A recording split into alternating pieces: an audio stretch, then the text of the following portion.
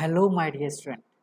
बेटा जितने भी यूपी बोर्ड के हिंदी मीडियम के स्टूडेंट्स हैं और जिनके पास है बेटा अकाउंट, वो सभी स्टूडेंट यूट्यूब पर कोशिश करते हैं कि यूट्यूब के माध्यम से हम अपना सिलेबस कंप्लीट कर पाएँ।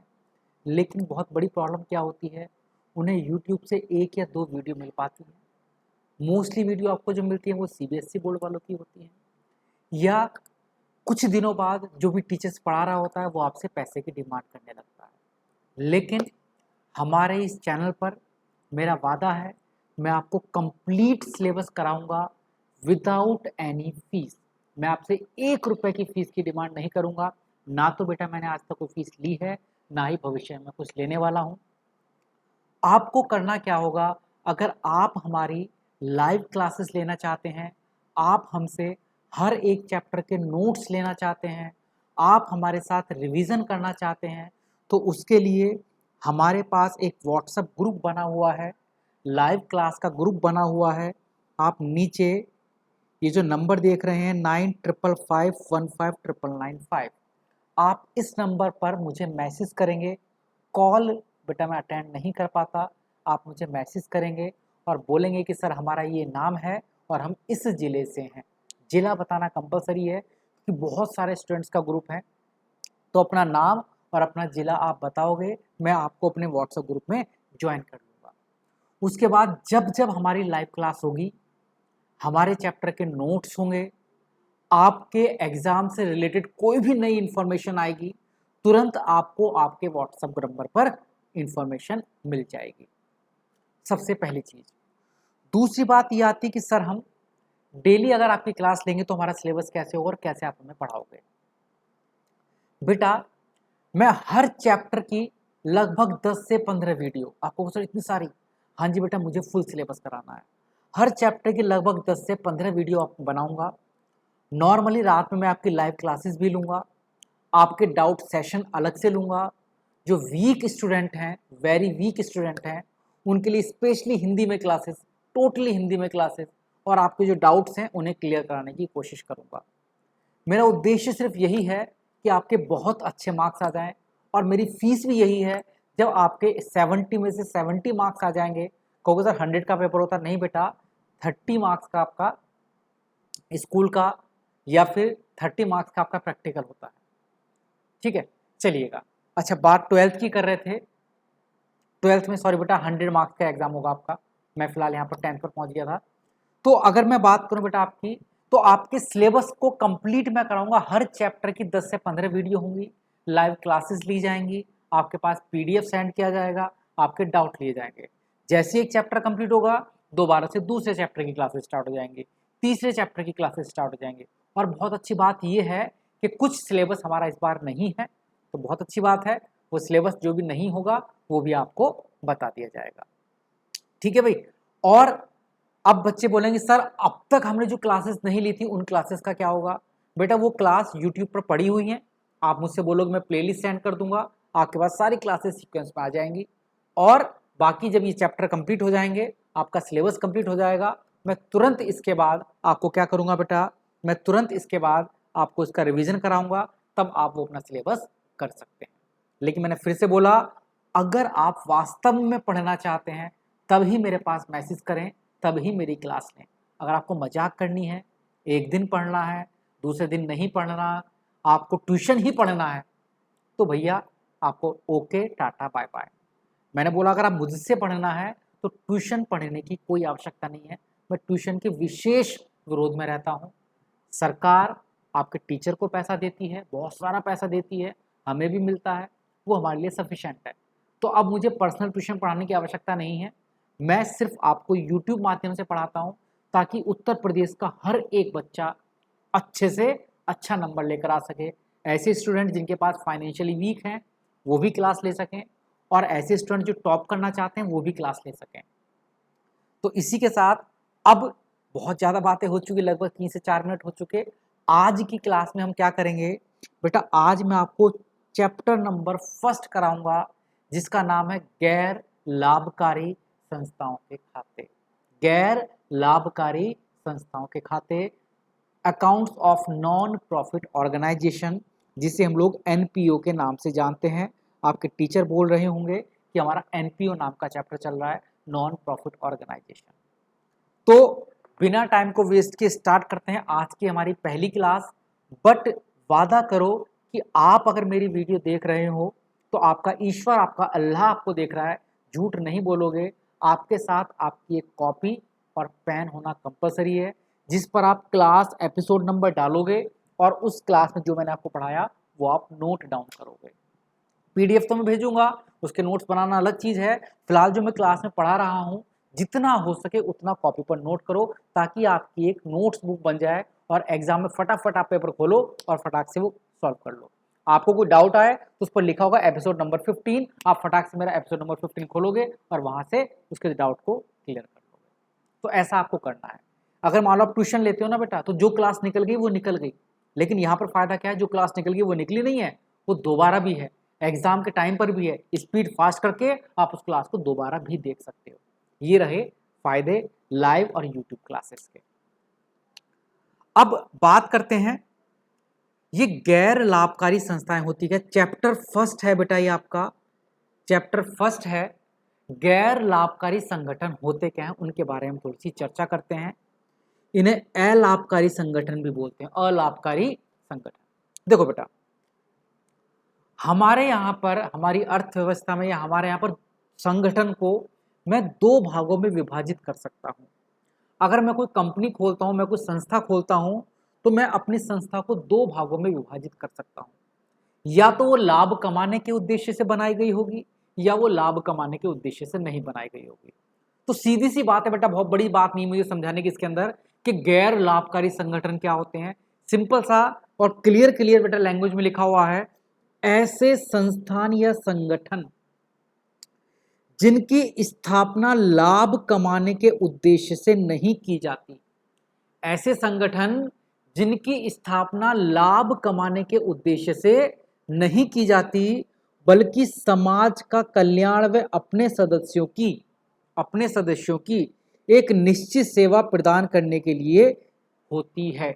जिनकी स्थापना समाज का कल्याण, यहां पर ध्यान समझना, समाज का कल्याण या अपने सदस्यों को सेवा देने के लिए। मान लो आपने कोई संगठन बनाया और उसमें आप 10 लोग थे और आपने कहा भैया हमारा संगठन हम 10 लोगों की मदद करने के लिए, तो भी क्या कहलाएगा बेटा, गैर लाभकारी संगठन। या तो आप समाज की सेवा करोगे या अपने संगठन में जितने लोग हैं उन लोगों की सेवा करने के लिए, उन लोगों को सर्विस देने के लिए आप कोई संगठन बनाओ, समाज को सेवा देने के लिए या अपने सदस्यों को सेवा देने के लिए कोई संगठन बनाया है जिसका उद्देश्य लाभ कमाना नहीं है, वही क्या कहलाता है, गैर लाभकारी संगठन कहलाते हैं। और इसे एनजीओ के नाम से भी जाना जाता है। बेटा आपने कई बार नाम सुना होगा, एनजीओ एनजीओ एनजीओ, ठीक है भाई। तो इन्हें हम क्या बोलते हैं, एनजीओ के नाम से बोलते हैं, गैर लाभकारी संगठन। मैं इनके कुछ और नाम बताता हूं बेटा। गैर लाभकारी संगठन के विभिन्न नाम होते हैं। इन्हें गैर लाभकारी संस्थाएं भी कहा जाता है, इन्हें लाभ न कमाने वाली संस्था भी कहा जाता है।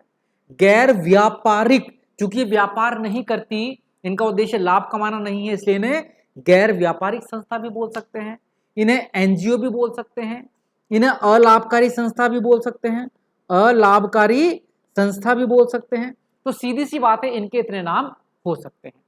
ये तो बात रही बेटा चर्चा कि गैर लाभकारी संगठन क्या होते हैं। एक नंबर का प्रश्न आएगा कि गैर लाभकारी संगठन से आपका क्या तात्पर्य है। ऐसे सभी संगठन जिनका उद्देश्य लाभ कमाना नहीं होता या जिनकी स्थापना लाभ कमाने के उद्देश्य से नहीं की जाती, अलाभकारी संगठन कहलाते हैं। मेरे साथ साथ मन मन में बोलो, चाहे तो कॉपी पर लिख लो, ऐसी सभी संस्थाएं जिनकी स्थापना, जिनको बनाया गया है, जिनकी स्थापना लाभ कमाने के उद्देश्य से नहीं की जाती, अलाभकारी संगठन कहलाते हैं। अब इनके उदाहरण क्या क्या हो सकते हैं, अलाभकारी संगठन के उदाहरण क्या क्या हो सकते हैं। बेटा जितने भी विद्यालय, कॉलेज, क्लब और पुस्तकालय होते हैं, ये मोस्टली अलाभकारी होते हैं। जब आप अपने स्कूल का रजिस्ट्रेशन कराओगे ना बेटा, भले इसकी चर्चा हम बाद में करेंगे, आपका स्कूल बड़ा कमाता होगा, बट इनका रजिस्ट्रेशन जब आप कराने जाते हो तो आप इन्हें अलाभकारी संस्था बताते हो, कहते हो कि लाभ नहीं कमाने के उद्देश्य से। कॉलेज लाभ कमाने के उद्देश्य से नहीं खोले जाते, क्लब लाभ कमाने के उद्देश्य से नहीं खोले जाते, पुस्तकालय लाभ कमाने के उद्देश्य से नहीं खोले जाते। अब आप कहोगे सर हमारा स्कूल तो बहुत प्रॉफिट कमाता है। बेटा वो बात की बातें हैं, उस पर चर्चा कभी आराम से करेंगे। लेकिन जब आपके स्कूल का रजिस्ट्रेशन कराया गया होगा ना, जो आपके स्कूल का मालिक होगा उसने रजिस्ट्रेशन के टाइम पर जानते हो क्या लिखवाया होगा कि हमारा विद्यालय एक अलाभकारी संस्था है, हम लाभ कमाने के उद्देश्य से काम नहीं कर रहे। अगर आपको यकीन नहीं है तो चाहे आप प्राइवेट स्कूल में हो या आप सरकारी स्कूल में हो, अपने स्कूल के कागजात देख लेना, अपनी मैडम से पूछ लेना, अपने प्रिंसिपल से पूछ लेना कि हमारा जो स्कूल है वो लाभकारी संस्था है कि अलाभकारी संस्था है, तो बोलेगी ये अलाभकारी संस्था है, लाभ कमाने के उद्देश्य से स्कूलों का निर्माण नहीं किया जाता। कॉलेज, विद्यालय, क्लब, अस्पताल, धार्मिक संस्थाएं, कहोगे तो बहुत लाभ कमाते हैं। भाई कमाते होंगे, जो धार्मिक संस्थाएं होती हैं ये भी बहुत पैसा कमाती हैं, पैसा कमाती हैं पर लाभ नहीं कमाती। कहोगे सर ये क्या बात कह दी, पैसा कमाती है पर लाभ नहीं कमाती, इसकी भी चर्चा करेंगे, अभी तो शुरुआत है। साहित्य और सांस्कृतिक समितियां, ये भी लाभ कमाने के उद्देश्य से नहीं होती बेटा। साहित्यिक समिति होती है और कुछ सांस्कृतिक समिति होती है, जैसे हिंदू एकता दल, मुस्लिम एकता दल, है ना, इस तरह के कुछ दल बने होते हैं, सांस्कृतिक समितियां होती हैं। ये अपनी संस्कृति को, अपने धर्म को आगे बढ़ाने का काम करती हैं, ना कि लाभ कमाने के उद्देश्य से कार्य करती हैं। तो इन सबको हम क्या बोलते हैं, गैर लाभकारी संगठन। ठीक है भाई, या बोल सकते हैं शिक्षा देने वाली संस्थाएं, विद्यालय, महाविद्यालय, खेल से संबंधित संस्थाएं, खेल क्लब, व्यायामशाला, सामाजिक संस्थाएं, पुस्तकालय, औषधालय पर। तो बहुत सारे एग्जाम्पल हैं, आप इनके एग्जाम्पल की फोटो खींच सकते हो। पेपर में आएगा कि 2 अलाभकारी संस्थाओं के उदाहरण बताओ, तो आप बता सकते हो 2 अलाभकारी संस्थाओं के उदाहरण। और अगर आपको लाइव उदाहरण चाहिए तो मैं आपको बताता हूं, आप एक नाम सुना होगा, लगभग जितने बॉयज हैं वो 2 इंच अपनी सीट से कूद जाना, अगर आपको वास्तव में इसका नाम आपने सुना होगा, BCCI।